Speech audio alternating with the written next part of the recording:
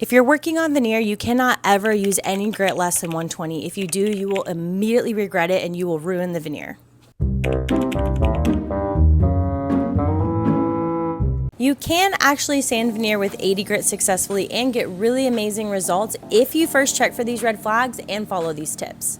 Red flag number 1. I would only recommend this if you're trying to remove a really stubborn finish. If your stripper, carbide scraper, acetone wash, whatever is doing the trick, then there's really no need to use this coarse grit at all. You can move right to 120, 150, or even 180 grit depending on how much you still need to sand down. Red flag number 2. Check how thick your veneer is first. You can usually see how thick it is on the side of your piece, especially if it's a thick piece of veneer. If you can't tell how thick it is or it's super thin, like a few sheets of paper thin, then absolutely don't do it.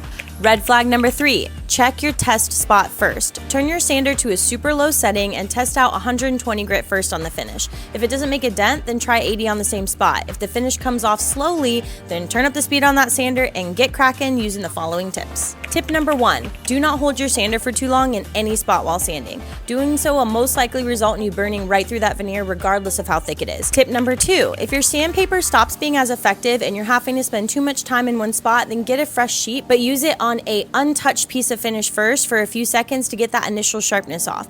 Don't use that fresh 80 grit on a section you've mostly finished and are just trying to clear up the last little bit. It's way too sharp for mostly raw wood. Tip number 3, remain very cautious on the edges and consider hand sanding those instead. The edges of the veneer are so thin and burn through happens in seconds, so be careful. The most important lesson I learned here is that there are good rules of thumb regarding furniture refinishing for a reason, but every piece of furniture is different, and trying out new techniques and trusting yourself is the only way to grow in this craft. I hope this was helpful to you and encourages you to just go for it, baby. Don't be afraid of that veneer. You got this.